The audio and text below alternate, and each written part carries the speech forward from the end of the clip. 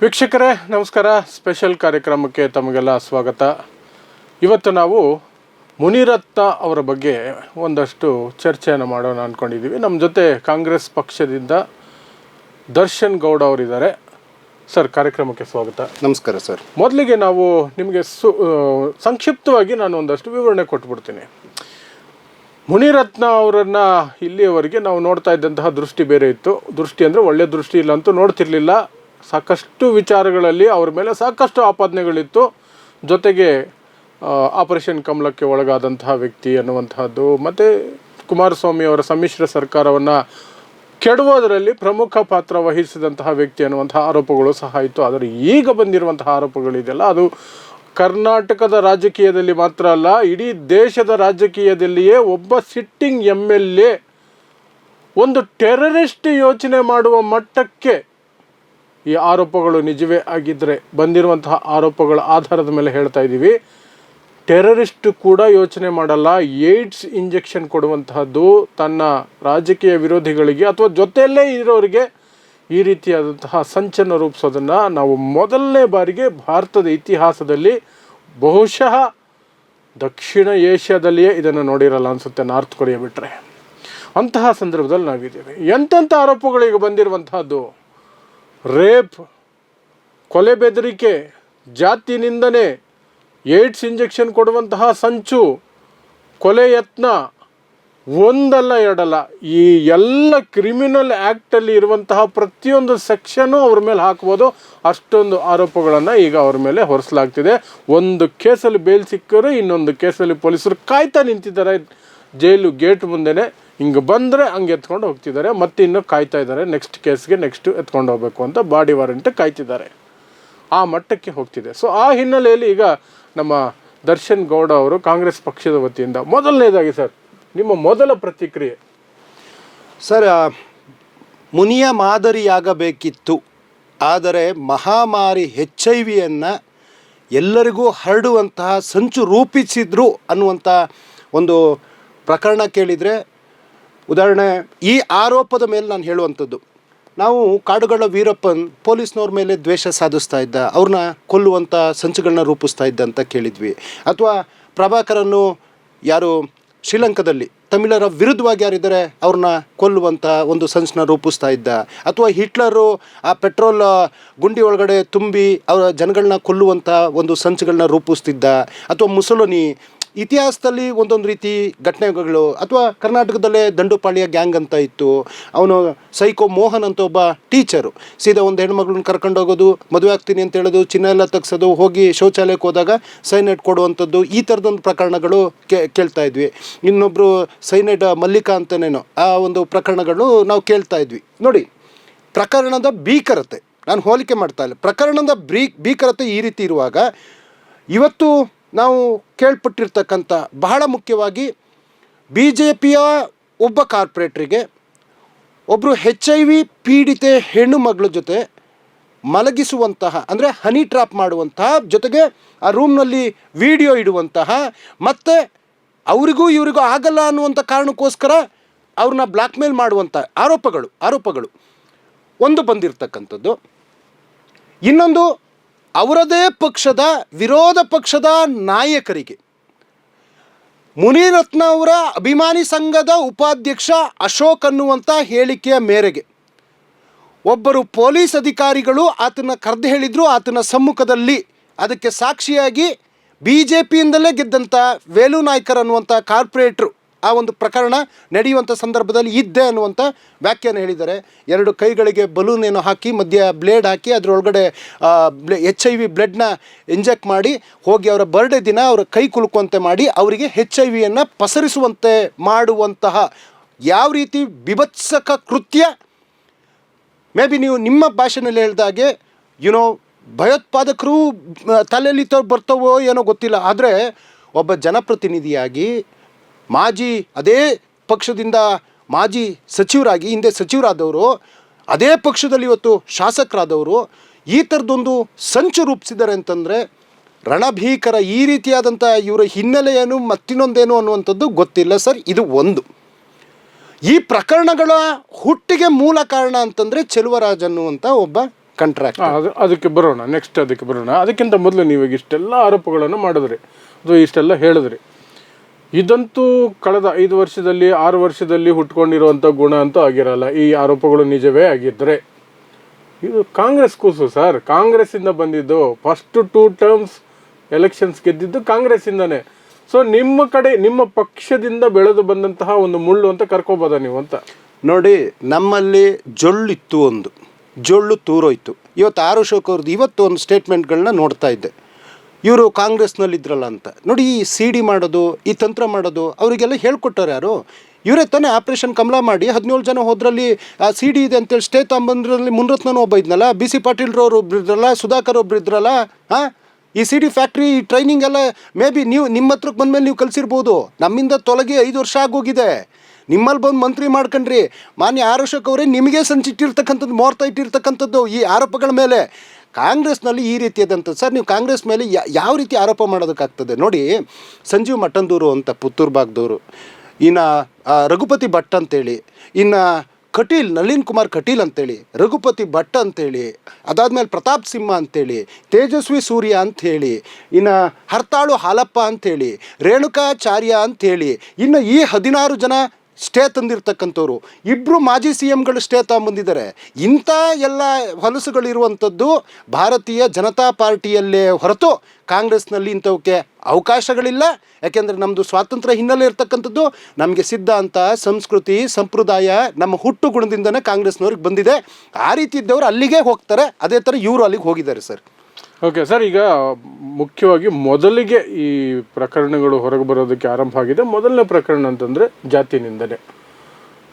ಒಕ್ಕಲಿಗ ಸಮುದಾಯವನ್ನು ಅಷ್ಟು ಕೆಟ್ಟದಾಗಿ ನಿನ್ನ ಹೆಂಡ್ತಿನ ನನ್ನ ಹತ್ರ ಕಳಿಸು ಅಂತ ಕೇಳುವ ಮಟ್ಟಕ್ಕೆ ಹೋಗಿರುವಂತಹ ಆಡಿಯೋ ಹೊರಗಡೆ ಬಂತು. ಅದರ ಜೊತೆಗೆ ಪರಿಶಿಷ್ಟ ಜಾತಿಗೆ ಸೇರಿದಂತಹ ವ್ಯಕ್ತಿಯ ಬಗ್ಗೆ ಅಷ್ಟು ಕೊಳಕ ಮಾತಾಡಿರೋಂಥದ್ದು ಬಂದಿತ್ತು. ಇಷ್ಟಾದರೂ ಸಹ ಒಕ್ಕಲಿಗ ನಾಯಕರಾಗಿರು ಅಂತ ಕರೆಸ್ಕೊಳ್ಳುವಂತಹ ಕುಮಾರಸ್ವಾಮಿ ಅವರಿಂದ ಹಿಡಿದು BJPಯ ಆರ್ ಅಶೋಕ್, ನೀವು ಹೇಳ್ದಂಗೆ ಅವರ ವಿರುದ್ಧವೇ ಸಂಚು ರೂಪಿಸಿದ್ರು, ಅವರ ಪ್ರಾಣಕ್ಕೆ ಕಂಟಕ ತರುವಂತಹ ಸಂಚು ರೂಪಿಸಿದಂತ ಗೊತ್ತಿದ್ದರೂ ಸಹ, ಅಂತಹ ಸುದ್ದಿಗಳು ನೋಡ್ತಿದ್ರು ಸಹ, ಏನು ಅನಿವಾರ್ಯತೆ ಅವ್ರಿಗಿರಬಹುದು? ಈಗ ಮುನಿರತ್ನ ಬೆಂಬಲವಾಗಿ ಸಿಟಿ ರವಿ ಒಕ್ಕಲಿಗ, HD ಕುಮಾರಸ್ವಾಮಿ ಅವರು ಒಕ್ಕಲಿಗರು, ಆರ್ ಅಶೋಕ್ ಒಕ್ಕಲಿಗರು, ಒಕ್ಕಲಿಗ ಸಮುದಾಯದವರೇ. ಯಾವ ಸಮುದಾಯನ ಮುನಿರತ್ನ ಅಷ್ಟು ಕೇವಲವಾಗಿ ಮಾತಾಡಿದಾನೋ ಆ ಸಮುದಾಯದವರೇ ಯಾಕೆ ಇಷ್ಟು, ಏನು ಇದರ ಹಿನ್ನೆಲೆ ಏನಿರ್ಬೋದು ಸರ್? ನೋಡಿ, ಒಕ್ಕಲಿಗ ಅನ್ನುವಂಥದ್ದು ಇಡೀ ಭೂತಾಯಿಯನ್ನು ನಂಬ್ಕೊಂಡು ಬದುಕುವಂಥ, ಒಕ್ಕಲುತನ ಮಾಡುವಂಥ ಮಕ್ಕಳು ಸರ್, ರೈತರು ಸರ್. ಆ ತಾಯಂದ್ರನ್ನ ತನ್ನ ಮಂಚಕ್ಕೆ ಕರಿತಾನೆ ಅಂತಂದರೆ ಇಡೀ ನಾಡಿಗೆ ಅನ್ನ ಹಾಕುವಂಥ ಒಂದು ಸಮುದಾಯ ಸರ್. ಆ ರೀತಿ ಆ ಭಾವನೆಗಳಿಗೆ ಎಷ್ಟು ಧಕ್ಕೆ ಆಗಿರ್ಬೋದು. ಒಂದು, ಇವತ್ತು ಬಾಬಾ ಸಾಹೇಬ್ರ ಕೊಟ್ಟಿರ್ತಕ್ಕಂಥ ಪವಿತ್ರವಾದಂಥ ಸಂವಿಧಾನ ಇದೆಯಲ್ಲ, ನಾವೆಲ್ಲ ತಲೆ ಮೇಲೆ ಹೊತ್ಕೊಂಡು ಮೆರಿತೀವಿ. ನಮ್ಮ ದೇವರು ಕೊಟ್ಟಿರ್ತಕ್ಕಂಥ ಬಾಬಾ ಸಾಹೇಬ್ರನ್ನ ಪ್ರತ್ಯಕ್ಷ ದೇವರು ಈ ಭೂಮಿ ಮೇಲೆ ಬಂದು ನಮಗೊಂದು ಈ ಒಂದು ಭವ್ಯವಾದ ಎಲ್ಲ ಕುರಾನ್ ಆಗಿರಲಿ, ಭಗವದ್ಗೀತೆ ಆಗಿರಲಿ, ಬೈಬಲ್ ಆಗಿರಲಿ, ಅದೆಲ್ಲದಕ್ಕಿಂತ ಮೇಲೆ ಜೀವನ ಮಾಡೋದಕ್ಕೆ, ಬದುಕು ಕಟ್ಕೊಡೋದಕ್ಕೆ ಏನಾದರೂ ಒಂದು ಗ್ರಂಥ ಇದೆ ಅಂತಂದರೆ ಪವಿತ್ರವಾದಂಥ ಸಂವಿಧಾನ. ಸಂವಿಧಾನದಲ್ಲಿ ಬಹಳ ಮುಖ್ಯವಾಗಿ ಪರಿಶಿಷ್ಟ ಜಾತಿ ಪಂಗಡಗಳಿಗೆ, ಯಾಕೆಂದರೆ ಭಾಳ ನೋವುಂಡಿರ್ತಕ್ಕಂಥ, ಕಣ್ಣಲ್ಲಿ ರಕ್ತ ಇಳಿಸಿರ್ತಕ್ಕಂಥ ಅಸ್ಪೃಶ್ಯತೆ ಅನ್ನುವಂಥದ್ದು ನಾವು ಕೋವಿಡ್ ಟೈಮಲ್ಲಿ ನಮ್ಗಳಿಗಾದಾಗ ಆ ಫೀಲ್ ಆಗಿರ್ಬೋದೇನೋ, ಅದನ್ನು ಇವತ್ತಿಗೂ ನೋವು ಅಂತಾ ಇದ್ದಾರೆ. ಆ ಜಾತಿಯನ್ನು ಕೇವಲವಾಗಿ ಮಾತನಾಡೋದಿದೆಯಲ್ಲ, ಅದು ಬಹುದೊಡ್ಡ ಅಪರಾಧ.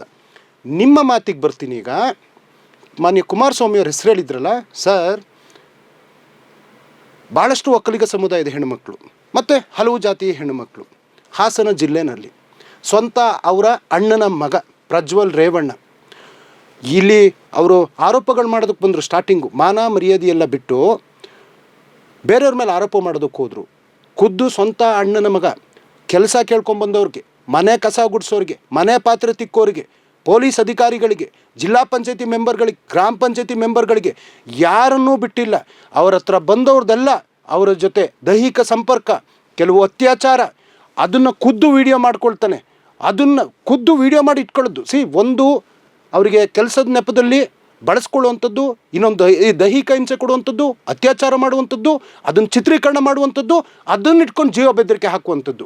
ಅದೆಂಗೋ ಹೊರಗಡೆ ಬರ್ತದೆ. ಏನು ಹೇಳ್ತಾರೆ ಅವತ್ತು ಕುಮಾರಸ್ವಾಮಿ, ನನಗೂ ರೇವಣ್ಣಂಗೂ ಸಂಬಂಧ ಇಲ್ಲ, ಅವನು ಯಾರೋ ನಾನು ಯಾರೋ, ನಮ್ದು ಆಸ್ತಿ ಡಿವೈಡ್ ಆಗಿದೆ, ನಮ್ಮನೆ ಬೇರೆ ಅವ್ರ ಮನೆ ಬೇರೆ, ಅದಕ್ಕೂ ಒಂದು ತಿಂಗಳಿಂದ ಹೇಳಿರ್ತಾರೆ, ಪ್ರಜ್ವಲ್ ರೇವಣ್ಣನ ಮಗ ಅಲ್ಲ ನನ್ನ ಮಗ ಅಂತ ಹೇಳಿರ್ತಾರೆ. ಅದಾಗಿ ಇನ್ನೊಂದು ದಿನ ಬಂದು ಹೇಳ್ತಾರೆ ಈ ಪ್ರಕರಣ ಯಾರೋ ಬೇರೆಯವ್ರ ಕೈವಾಡ ಇದೆ ಅಂತ ಹೇಳ್ತಾರೆ.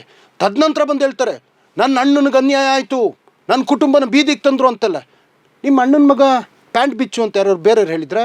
ನಿಮ್ಮ ಅಣ್ಣನ ಮಗನ ಚಟಿ ಬಿಚ್ಚು ಅಂತ ಯಾರು ಹೇಳಿದ್ರಾ? ನಿಮ್ಮ ಅಣ್ಣನ ಮಗ ಇಂಥ ಅಸಹ್ಯ ಕೆಲಸ ಮಾಡಂತ ಯಾವನಾದ್ರು ಹೇಳಿದ್ರಾ? ಈ ಥರ ಪ್ರಕರಣ ನಂಗೆ ಮೊದಲೇ ಗೊತ್ತಿತ್ತು, ನಾನೇ ಅಮಿತ್ ಶಾ ಅವ್ರಿಗೆ ಹೇಳಿದ್ದೆ ಅಂತ ಹೇಳಿದ್ರಲ್ಲ. ಕಪಾಲಕ್ಕೆ ಎರಡು ಬಾರಿಸಿ ಸರಿಯಾಗಿ ಬುದ್ಧಿ ಹೇಳಿ ಇವತ್ತಿಗೂ ಪಾಪ ಸಂತ್ರಸ್ತ ಹೆಣ್ಮಕ್ಳಿಗೆ ಒಂದೇ ಒಂದು ದಿನ ಹೋಗಿ ಇವರು ಕ್ಷಮೆ ಕೇಳಲಿಲ್ಲಲ್ಲ. ಯಾರು ಜೀವನದಲ್ಲಿ ಬೇಡ ಅಂತ ಬಂದಿರಲ್ಲ, ಅಥವಾ ಇನ್ನೊಂದಂತ ಇವ್ರ ಆಮಿಷಗಳಲ್ವಾ, ಅಥವಾ ಇವ್ರ ಬಲವಂತ ಅಲ್ವಾ? ನೋಡಿ, ಅದೊಂದು ಪ್ರಕರಣದಲ್ಲಿ ದಿನಕ್ಕೊಂದು ಸ್ಟೇಟ್ಮೆಂಟ್ ಆಯಿತು. ಇವತ್ತು ಮುನಿರತ್ನ ಪ್ರಕರಣ ಕೇಳಬೇಕಾದ್ರೆ ಅವ್ರು ಹೇಳ್ತಾರೆ ನನ್ನ ಯಾಕ್ರಿ ಕೇಳ್ತೀರಾ ಅಂತೇಳಿ. ಅಯ್ಯೋ ಸ್ವಾಮಿ, ನೀವು ಕೇಂದ್ರ ಸಚಿವರಿದ್ದೀರಿ, ಮಾತಿತ್ತೀರಿ, ನಮ್ಮ ಈ ಒಕ್ಕಲಿಗ ಸಮುದಾಯವನ್ನು ದತ್ತು ತಾಂಡ್ರಂಗೆ ಆಡ್ತಾ ಇದ್ದೀರಲ್ಲ, ಅದಕ್ಕೆ ಕೇಳ್ತಾ ಇದ್ದೀವಿ. ಒಕ್ಕಲಿಗ ಸಮುದಾಯದ ತಾಯಂದ್ರಿಗೆ ಈ ರೀತಿಯಾದಂಥ ಅವಮಾನ. ಈಗ ಒಕ್ಕಲಿಗ ಸಮುದಾಯ ಅಥವಾ ದಲಿತ ಸಮುದಾಯದ ತಾಯಂದ್ರಿಗಂದರೆ ನನ್ನ ತಾಯಿಗಂದಂಗೆ ಅಲ್ವಾ, ನಾನು ಮನುಷ್ಯ ಅಲ್ವಾ? ಅಥವಾ ಇನ್ನೊಂದು ಹೆಣ್ಮಕ್ಳ ಮೇಲೆ ದೌರ್ಜನ್ಯ ಆದರೆ ಅವ್ರು ನನ್ನ ಮನೆ ಮಕ್ಕಳೇ ಅಲ್ವಾ? ದೌರ್ಜನ್ಯ ಆಗಿರ್ಬೋದು, ಆ ಹೆಣ್ಣು ಅನ್ನುವಂಥ ಸ್ಥಾನಕ್ಕೆ ಬೆಲೆ ಕೊಡಲೇಬೇಕಲ್ವ ನಾವು? ಆದರೆ ಈ ರೀತಿಯಾದಂಥ ಆಯಿತು, ನೀವು ನನ್ನ ಯಾಕೆ ಕೇಳ್ತೀರಿ ಅಂದರೆ ನೀವ್ಯಾಕೆ ಈ ಮೂಢ ವಿಚಾರ ಮಾತಾಡ್ತೀರಾ? ಅಲ್ಲಿ ನ್ಯಾಯಯುತವಾಗಿದೆ ಅಂತ ಗೊತ್ತಾಗಿದೆ, ನಾವು ಕೋರ್ಟಲ್ಲಿದ್ದೀವಿ. ಗಂಗೆನಳ್ಳಿದ್ದು ಮಾತಾಡಿ, ನೀವು ಸ್ವಂತ ನಿಮ್ಮ ಅತ್ತೆ ಹೆಸರಲ್ಲಿ ಬಂದಿದೆಯಲ್ಲ, ನಿಮ್ಮ ಭಾವನ ಹೆಸರಲ್ಲಿ ಇದೆಯಲ್ಲ, ಇದನ್ನ ಮಾತಾಡಿ. ಇದನ್ನು ಮಾತಾಡಲ್ಲ, ಅಲ್ಲೇನೂ ಆಗಿಲ್ಲ, ನಾನು ಯಾರಿಗೂ ಹೆದರಲ್ಲ.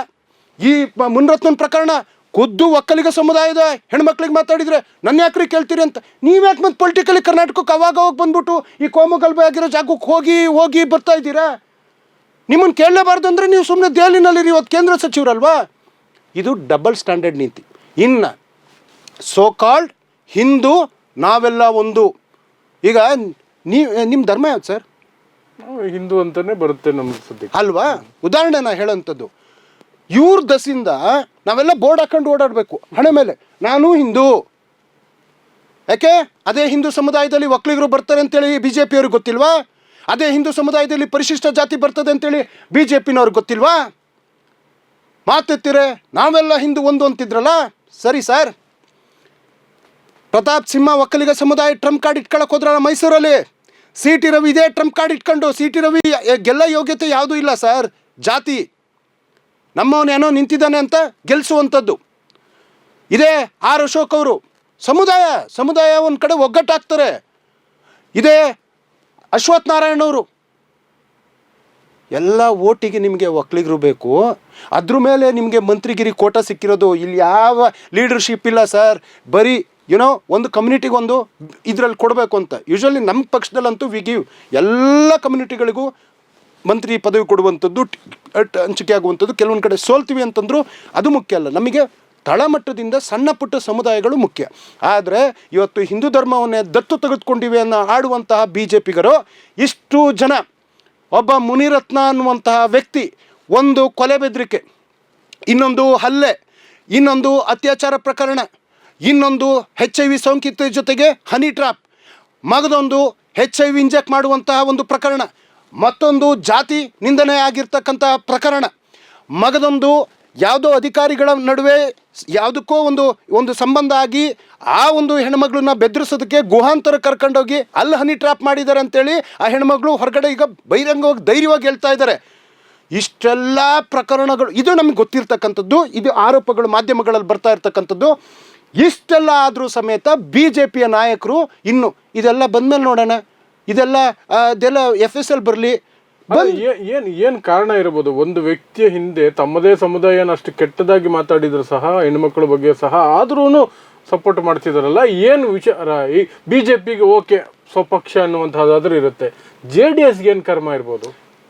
ಒಕ್ಕಲಿಗ ಸಮಸ್ತ ಸಮುದಾಯದ ಮತದಾರರಿದ್ದಾರಲ್ಲ, ನೀವು ಅರ್ಥ ಮಾಡ್ಕೊಳ್ಳಿ. ಇವತ್ತು ಒಬ್ಬ ಪಕ್ಷದ ಶಾಸಕ ತಾಯಂದ್ರಿಗೆ ಹೇಳಿರ್ತಕ್ಕಂಥ ಇಂಥ ಮಾತು ಬಂದರೂ ಒಂದು ಚೂರು, ಅದೇ ಹಾಸನದಲ್ಲಿ ಅದೆಷ್ಟೋ ಜನ ಹೆಣ್ಮಕ್ಳ ಮೇಲೆ ಆ ಥರ ತೊಂದರೆ ಆದರೂ ಅವ್ರಿಗೊಂದು ಸಾಂತ್ವನೂ ಹೇಳಲಿಲ್ಲ ಅಂತಂದರೆ ನೀವು ಆ ಪೊರೆಯನ್ನು ಕಳಚಿಬಿಡಿ. ಇವರು ನಿಮ್ಮ ಪರವಾಗಿ ನಿಂತ್ಕೊಳ್ತಾರೆ ಅಥವಾ ನಿಮ್ಮ ಭವಿಷ್ಯಕ್ಕೆ ಹಾಕ್ತಾರೆ. ಮತ್ತಿಂದು ಸ್ವಾರ್ಥಿಗಳು ಸ್ವಂತ ತನ್ನ ಕುಟುಂಬದಕ್ಕೂ ಸಮೇತ ನನ್ನವರು ಅಂತ ಆ ಪ್ರಕರಣ ಅಷ್ಟು ಗಂಭೀರವಾದ ಪ್ರಕರಣ ಬಂದಾಗ ಬೇರೆ ಯಾರಾದರೂ ಏನು ಹೇಳ್ತಾರೆ ಸರ್? ಬಿಟ್ಕೊಡ್ಲಿಲ್ಲಲ್ಲ, ಇವತ್ತಿಗೂ ಬಿಟ್ಕೊಡ್ತಾ ಇಲ್ಲಲ್ಲ. ನೆನ್ನೆ ರೇವಣ್ಣ ಹೇಳ್ತಾರೆ ಪಾಪ ನನ್ನ ಮಗ ಪ್ರಜ್ವಲ್ಲು ಅಂತ. ಅದೆಷ್ಟು ಪಾಪುಗಳಾಗಿರೋದೋ ಏನೋ ಈ ಪಾಪಿಗಳಿಂದ. ಯಾರು ನಂಬೋದಕ್ಕೆ ಹೋಗಬೇಡಿ. ಈವನ್ ಬಿ ಜೆ ಪಿನವ್ರಿಗೂ ಅಷ್ಟೇ ಬಹಳ ಮುಖ್ಯವಾಗಿ ಈ ಪ್ರಕರಣದಿಂದ ಹೇಳ್ತೀನಿ, ಪರಿಶಿಷ್ಟ ಜಾತಿ, ಪರಿಶಿಷ್ಟ ಪಂಗಡ, ಒಕ್ಕಲಿಗ ಸಮುದಾಯದವರು ಯೋಚನೆ ಮಾಡಿ.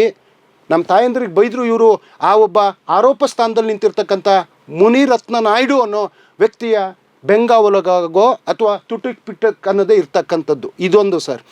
ಇನ್ನೊಬ್ಬರು ಭಾಳ ದೂರದಲ್ಲಿ ರಮೇಶ್ ಜಾರಕಿಹೊಳಿ ಅನ್ನೋರು ಮಾತಾಡಿದರು.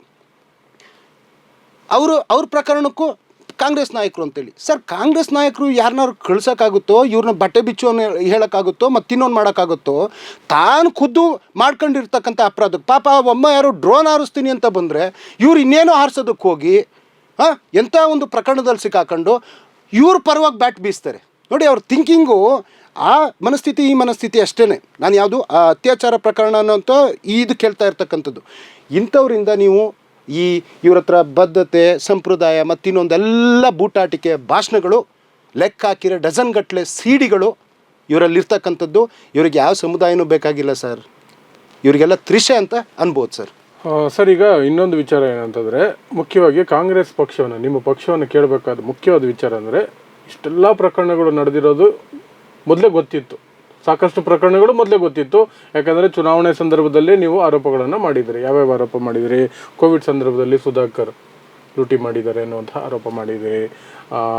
ಯಡಿಯೂರಪ್ಪ ಅವರು ಚೀಫ್ ಮಿನಿಸ್ಟರ್ ಆಗಿರ್ಬೇಕಾದ್ರೆ ಅವ್ರ ಮಗ ವಿಜಯೇಂದ್ರ ಅಕ್ರಮಗಳಲ್ಲಿ ಎಲ್ಲ ರೀತಿಯಿಂದಲೂ ಮಾಡ್ಕೊಂಡಿದ್ದಾರೆ, ಎಲ್ಲ ಮಾಡಿದ್ದಾರೆ ಅಂತ ಮಾಡಿದಿರಿ. ಇನ್ನು ಬೇರೆ ನಾಯಕರ ಬಗ್ಗೆನೂ ಭ್ರಷ್ಟಾಚಾರದ ಆರೋಪಗಳನ್ನ ಸಾಕಷ್ಟು ಮಾಡಿದರೆ, ಎಲ್ಲ ಮಾಡಿದ್ದಾರೆ. ಆದರೆ ಸರ್ಕಾರ ಬಂದು 11-12 ತಿಂಗಳಾಗಿ 1 ವರ್ಷ ಆಗೋವರೆಗೂ ಕೂಡ ನಿಮ್ಮ ಕಡೆಯಿಂದ ಯಾವುದೇ ಇನಿಷಿಯೇಟಿವ್ ಆಗಿರಲಿಲ್ಲ ಕಾಂಗ್ರೆಸ್ ಕಡೆಯಿಂದ.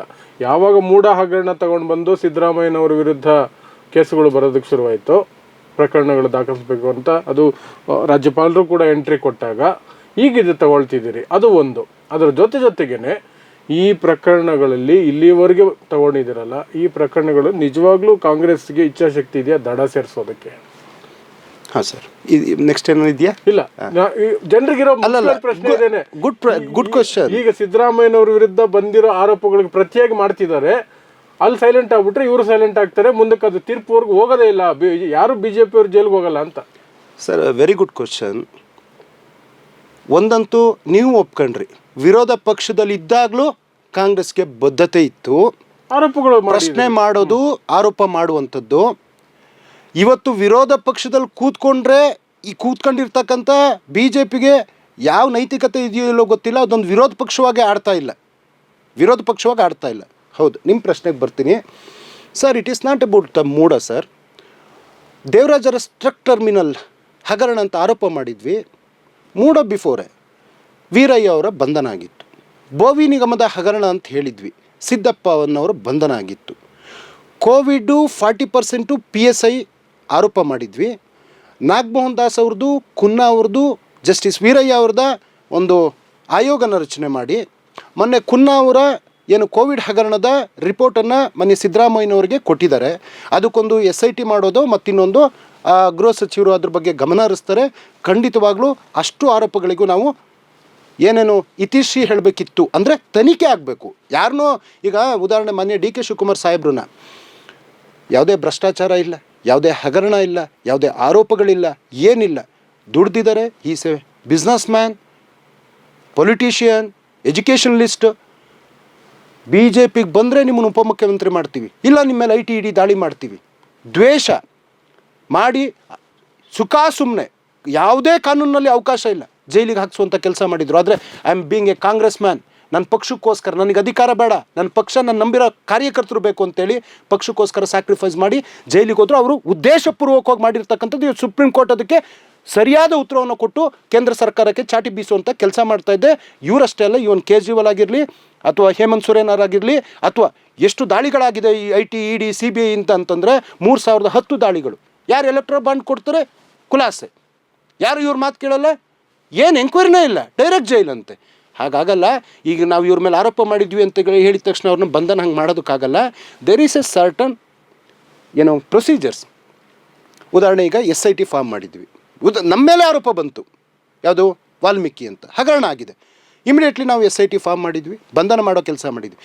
ನೀವು ಅಧಿಕಾರದಲ್ಲಿದ್ದಾಗ ನಿಮ್ಮ ಮೇಲೆ ಅಷ್ಟೆಲ್ಲ ಆರೋಪ, ಅವು ಸಾಬೀತಾಗ್ತಾ ಇದ್ದವು ಒಂದೊಂದೊಂದೊಂದು, ನೀವು ಯಾಕೆ ಏನೂ ಮಾಡಲಿಲ್ಲ? ಎಸ್, ಕರ್ನಾಟಕದ ಜನತೆಗೆ ವಿ ಅಶ್ಯೂರ್ ದ್ಯಾಟ್ ನಮ್ಮ ನಾಡಿನ ಖಜಾನೆಯನ್ನು ಕದಿಯುವಂಥವ್ರಿಗೆ, ಭೂಮಿ ಗಳ್ಳರಿಗೆ, ಯಾವುದು ಸೇವೆ ಮಾಡೋ ಹೆಸರಲ್ಲಿ ಕೊಳ್ಳೆ ಹೊಡೆದಿರ್ತಕ್ಕಂಥವ್ರಿಗೆ ಪರಪ್ಪನ ಆಗ್ರಹ ದಾರಿ ಖಂಡಿತವಾಗ್ಲೂ ತೆರೆದಿರುತ್ತೆ.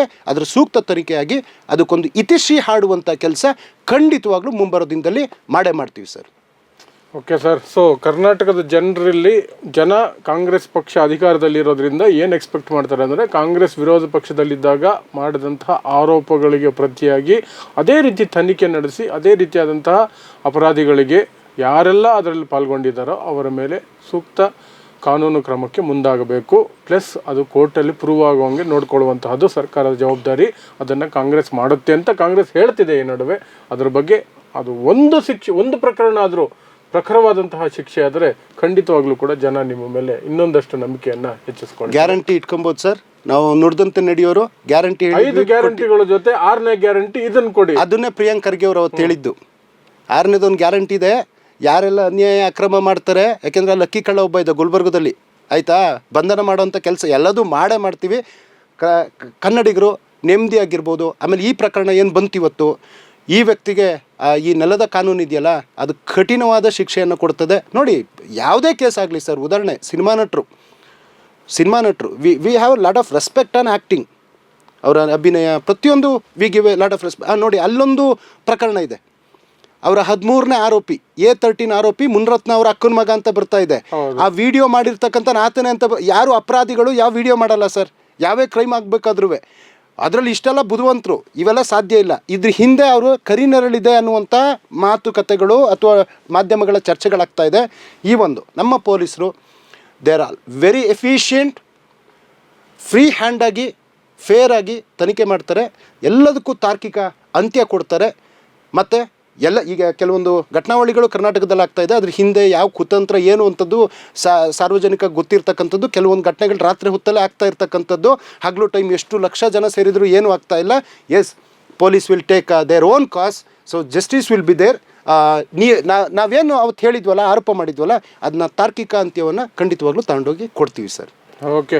ಸೊ ಇದು ಮುನಿರತ್ನ ಅವರ ಪ್ರಕರಣವನ್ನು ಇಟ್ಕೊಂಡು ನಾವಿವತ್ತು ಒಂದಷ್ಟು ವಿಶ್ಲೇಷಣೆ ಜೊತೆಗೇನೆ ಕಾಂಗ್ರೆಸ್ ಪಕ್ಷದ ಪ್ರತಿಕ್ರಿಯೆಯನ್ನು ಕೂಡ ತೆಗೆದುಕೊಳ್ಳುವಂತಹ ಪ್ರಯತ್ನ ಮಾಡಿದ್ವಿ. ಯಾಕಂದರೆ ಮುನಿರತ್ನ ಮೇಲೆ ಕೇಳಿ ಬಂದಿರುವಂತಹ ಆರೋಪಗಳು ಆರಂಭದಲ್ಲಿ ಹೇಳದಂತೆ ಇಡೀ ದೇಶದ ರಾಜಕೀಯ ಇತಿಹಾಸದಲ್ಲಿ ಕೇಳಿಲ್ಲ. ನಾವು ಆಂಧ್ರ ಪ್ರದೇಶದಲ್ಲಿ ರಕ್ತಸಿಕ್ತ ಇತಿಹಾಸ ಅಂತೀವಿ, ಮೊಚ್ಚು ತಗೊಂಡು ಕೊಚ್ಚೆ ಬಿಡ್ತಾರೆ ಅಂತೀವಿ, ಆದರೆ ಏಡ್ಸ್ ಇಂಜೆಕ್ಷನ್ ಕೊಡ್ತೀವಿ ಅನ್ನುವಂತಹ ಮಟ್ಟಕ್ಕೆ ಅಲ್ಲೂ ಕೂಡ ಹೋಗಿಲ್ಲ. ತಮಿಳುನಾಡಿನಲ್ಲಿ ಜಿದ್ದಿ ಇರುತ್ತೆ, ಬಿಹಾರದಲ್ಲಿ ಬಂದೂಕುಗಳಲ್ಲಿ ಕಿತ್ತಾಡ್ತಾರೆ, ಹೊಡೆದಾಡ್ತಾರೆ, ಉತ್ತರ ಪ್ರದೇಶದಲ್ಲಿ ಇನ್ನೂ ದೊಡ್ಡ ಮಟ್ಟದ ಹಿಂಸಾತ್ಮಕವಾದಂಥದ್ದು ನಡೆಯುತ್ತೆ, ಜಮ್ಮು ಕಾಶ್ಮೀರದಲ್ಲಿ ಗುಂಡಿನ ದಾಳಿಗಳೇ ಆಗ್ತವೆ.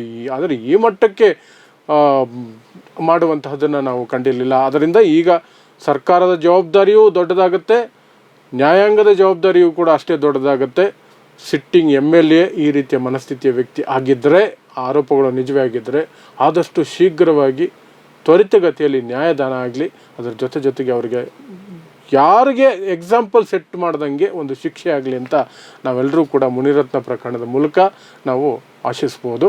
ಅದಕ್ಕೆ ಪ್ರತಿಯಾಗಿ ಕಾಂಗ್ರೆಸ್ ಪಕ್ಷ ಕೂಡ ಅದು ಮಾಡ್ತೀವಿ ಅಂತ ಹೇಳ್ತಾ ಇರುವಂತಹದ್ದು ಅದು ಬಾಯಿ ಮಾತಾಗದೇ ಇರಲಿ, ಅದನ್ನು ನಿಜವಾಗ್ಲೂ ಮಾಡಲಿ ಅಂತ ಹೇಳ್ತಾ ಸರ್ ಕಾರ್ಯಕ್ರಮ ಬಂದಿದ್ದಕ್ಕೆ ತುಂಬ ಧನ್ಯವಾದಗಳು. Thank you sir. ಸೊ ಇದು ಇವತ್ತಿನ ವಿಶೇಷ. ನೋಡ್ತಾ ಇರಿ ಸಮಾಜಕ್ಕಾಗಿ ಕನ್ನಡ 1 ನ್ಯೂಸ್. ನಮಸ್ಕಾರ.